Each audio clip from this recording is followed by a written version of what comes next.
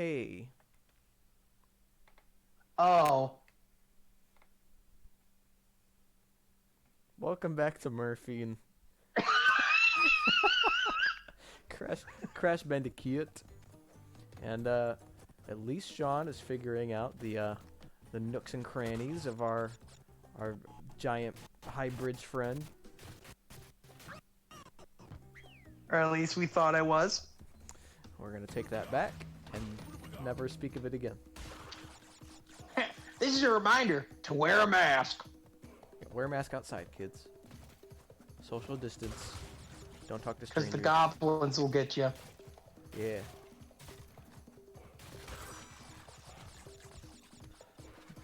You don't want Miley Cyrus catching you out in the street without a mask. Yeah. Miley Cyrus. She'll sick her dad on you. And he really only has one good song. You don't want him to play his other ones. Don't break my Please, Billy heart. Ray Cyrus. We're talking about achy breaky heart, right? Yes. Please, Billy Cyrus. Your Old Town Road cover really wasn't that good. Achy breaky heart's where it's at. Yeah. As you went into like Eddie Vedder territory. I was going to his Old Town Road song. Yeah, I can't say I listened to that very much. Mambo and Sean made the same. Same mistake, one after the other after the other. Yes. Yes, I did.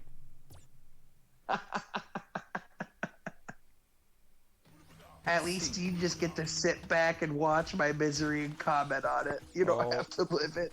No, I'm living it with you. To put it in another perspective, I have to sit and watch this. Put this in another perspective. There's people at home who are choosing to watch this. You could be watching a informational documentary. You could be going to work and making money. You could be reading a book and learning about amazing characters. But instead, you're watching two 23-year-old white dudes play a game that came out 20 years ago. Yeah, I don't see what's wrong with that. That sounds pretty good to me. This is a good way. I mean, not a good waste. A good way to spend your time. Yeah. I mean, if I wasn't doing this, I'd probably just be like looking up videos of like how Steve Harvey grooms his mustache or something. That man probably just wakes up and it's like that.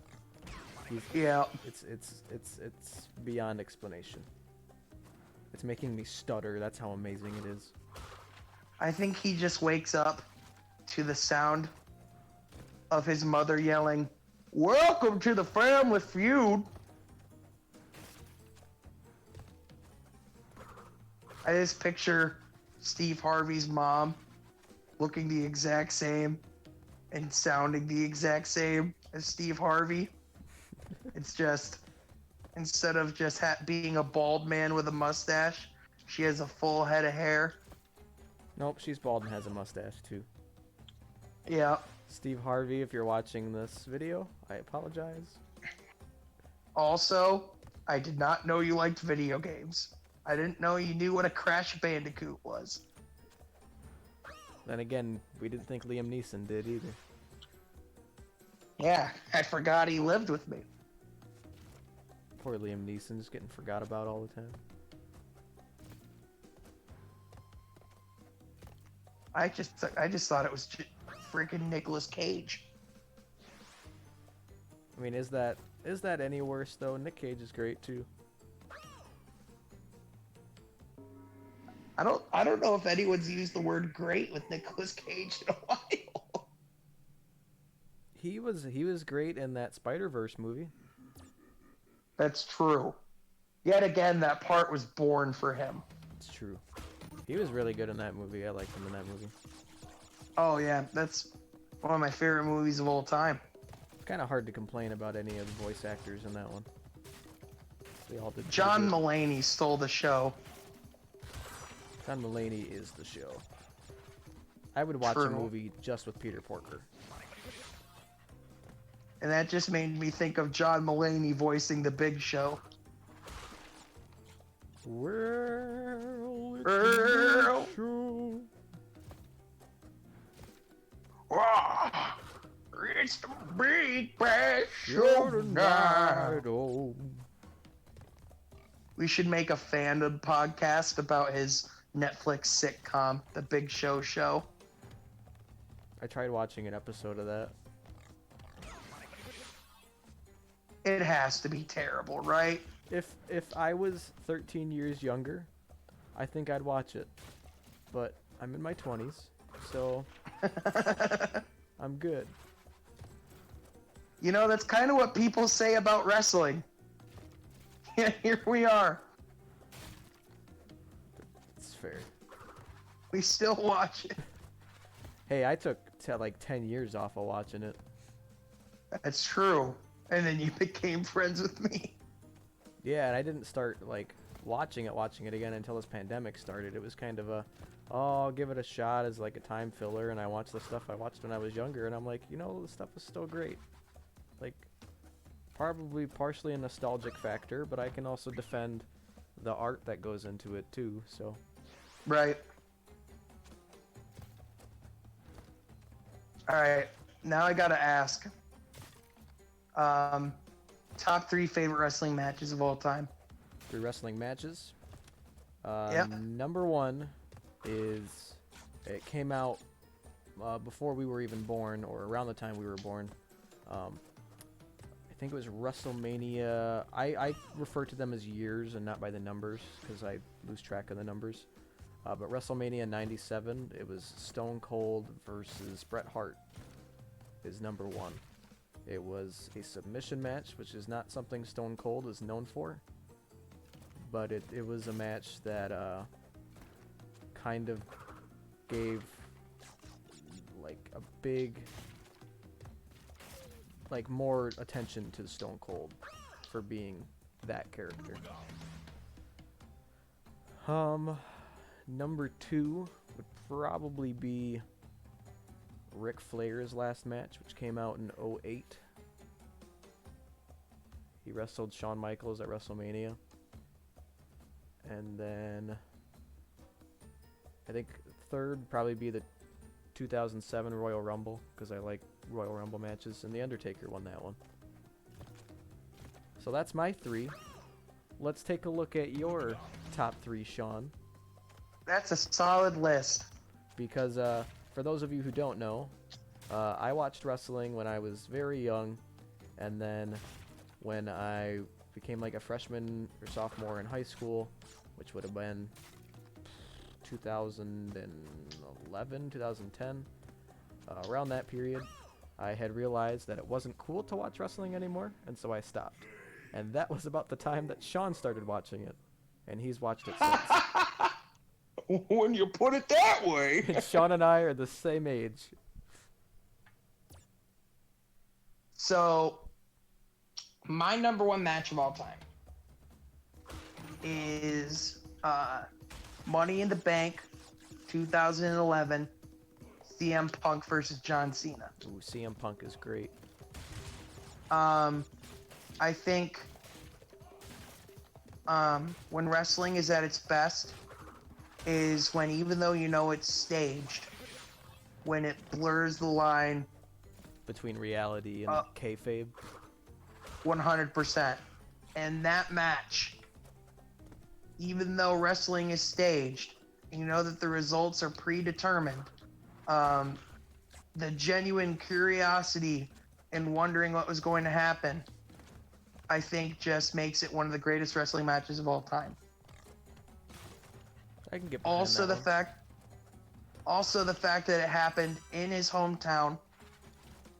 CM Punk being a all-time great performer and character, and just his ability to manipulate a room and an audience the mirroring of the Montreal screw job, Which and is, just no how offense, that has turned out happened different. so many times too. Oh, for sure, but like the way they executed it though was perfect. And also John Cena deserves an immense amount of credit because I think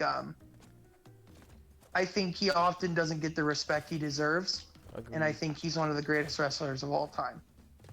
Agreed.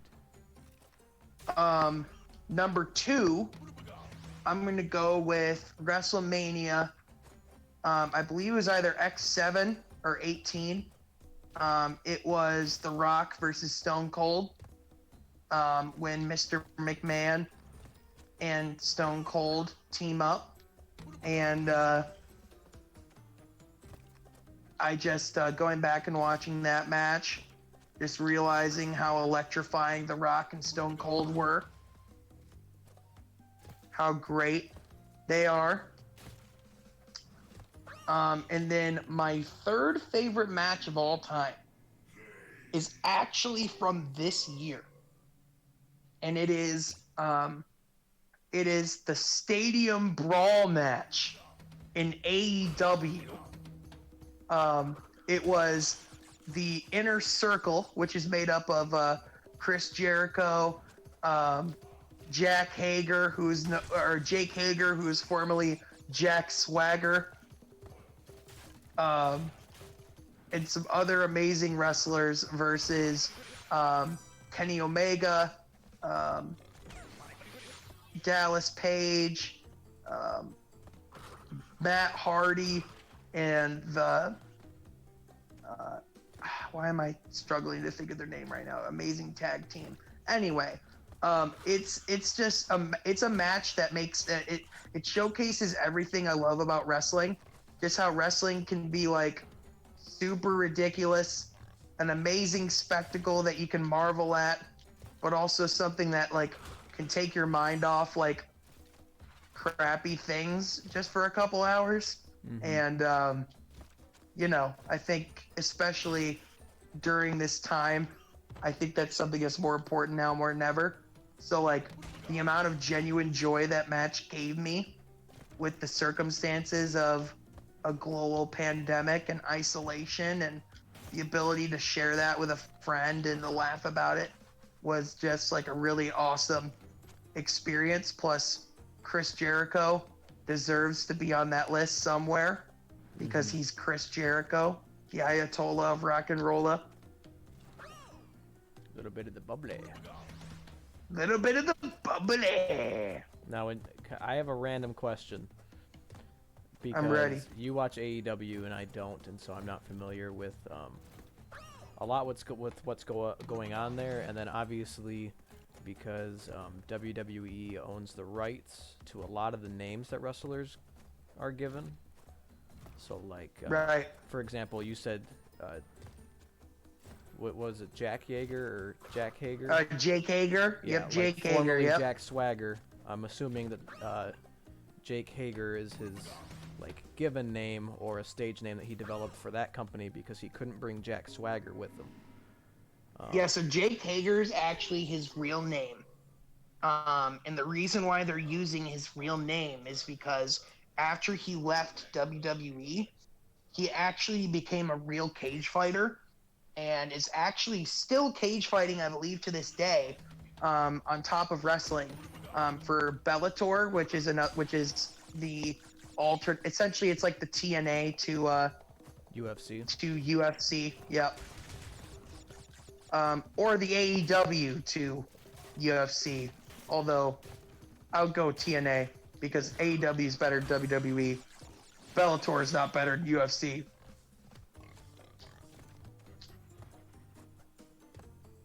So I guess my question was, you said Dallas Page. Was Dallas Page an old guy? Oh, it's not Dallas Page. It's Adam honestly Page? that was just a brain fart. I can't think of his name right now. Because when you said Dallas But Page, there I are thought of DDP, who's like in his 60s now, and I'm like, holy crap, Yeah. he's still doing stuff. Yeah, I did not mean Diamond Dallas Page. Dang it, I got a whole point for that. The guy who just sells yoga DVDs now. I mean, give it to him. Doing something he loves. Hey, apparently it's a pretty good program. So to come off the wrestling train, top 3 favorite wrestlers, go. Ooh. All right, 3 favorite wrestlers of all time. In a particular order or no particular order? I mean, I have mine in our particular order, but you don't have to have yours. All right. So number 3, I'm going Edge. He was the original wrestler that was my favorite. Absolutely loved watching him. Number 2, I'm going with more of a modern guy. I'm going with AJ Styles because he is the most consistent wrestler I have ever seen. Just in the sense of, I don't think I've ever seen a truly bad match from AJ Styles. And then number 1, man, that's so tough because I'm gonna immediately be leaving out people that I absolutely love. You know what? Screw it. I'm going with Chris Jericho as my number 1 wrestler of all time. That says a lot from The a guy ways- who's only been watching it since 2010 or 11.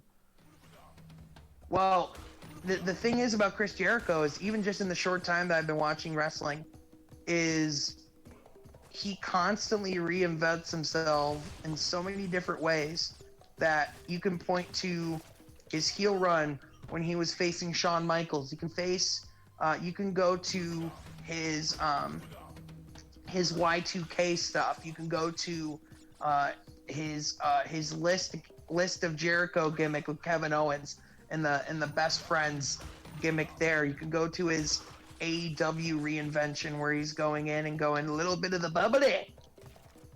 Like, just the way that he constantly evolves as a wrestler and as a character and performer he's one of the most entertaining men I've ever seen, and he's one of the funniest people too.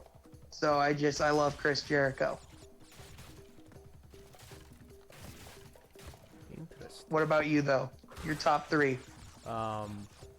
Mine are definitely older.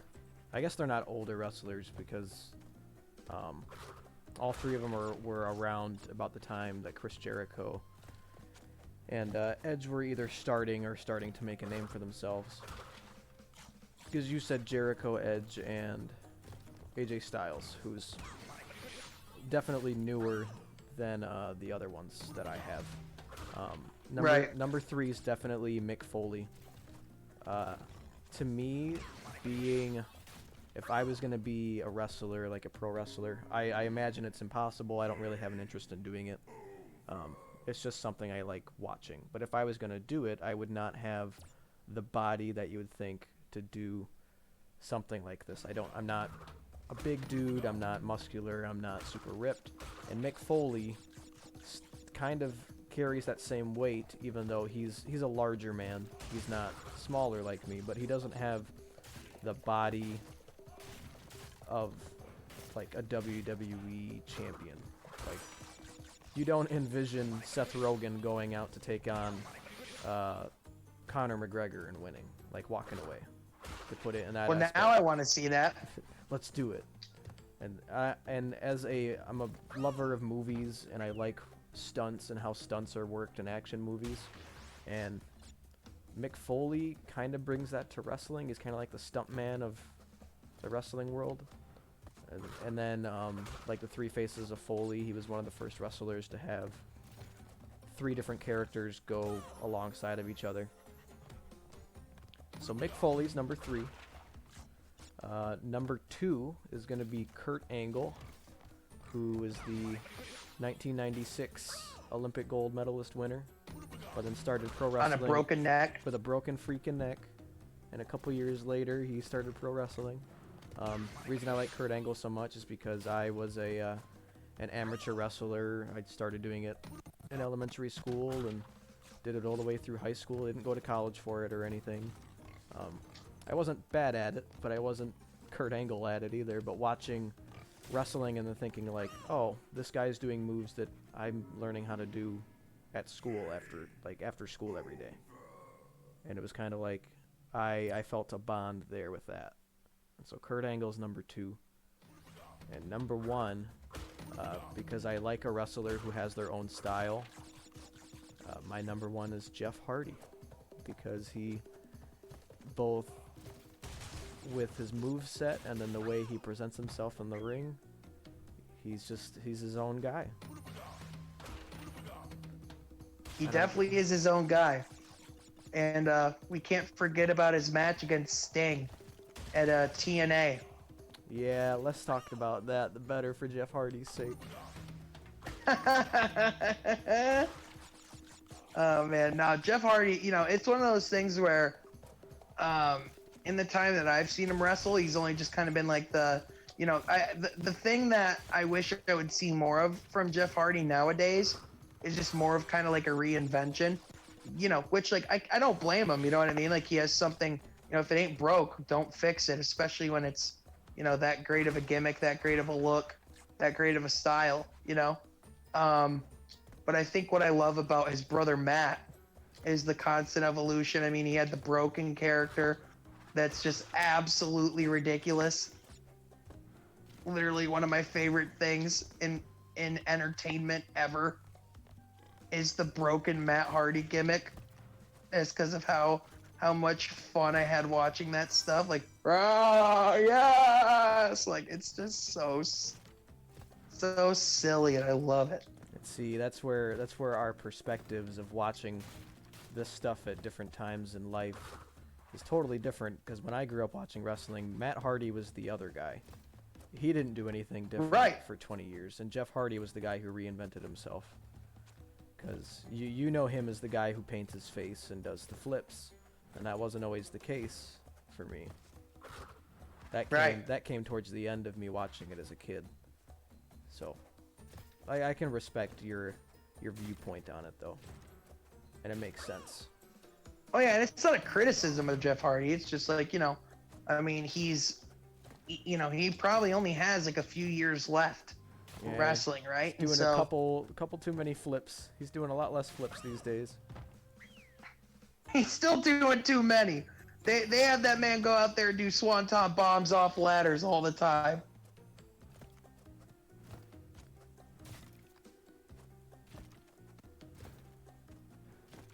At least he's not like Crash Bandicoot, who can just pop a front flip out of nowhere. Man, during that wrestling talk, we've gotten quite a few game overs. I'm really regressing. I'm really regressing over here. We got time for one more go before we wrap up this time. Let's do it. Hey, you still got like 27 more episodes before you need to beat this one. All right, who's your least favorite wrestler of all time? Hulk Hogan. Yeah. That's controversial. But I don't like Hulk Hogan matches, man.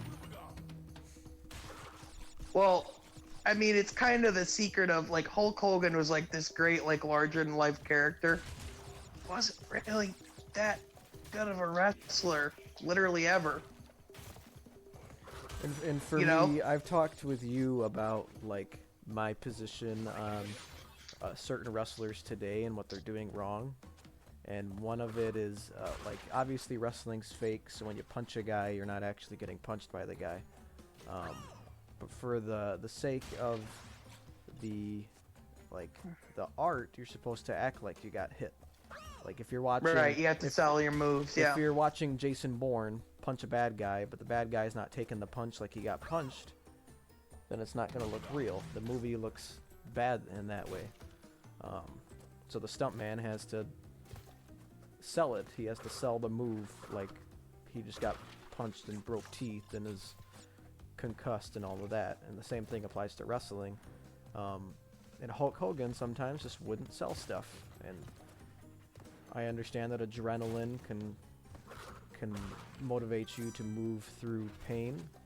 And I know that wrestlers since then have at times been guilty of that.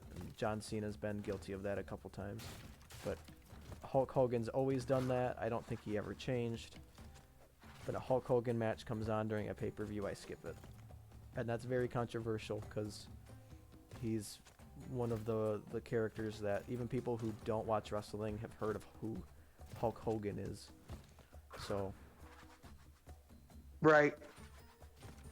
I think if I were to say my biggest criticism of modern wrestling, I would say, especially particularly over in the Vince McMahon camp, I think there is a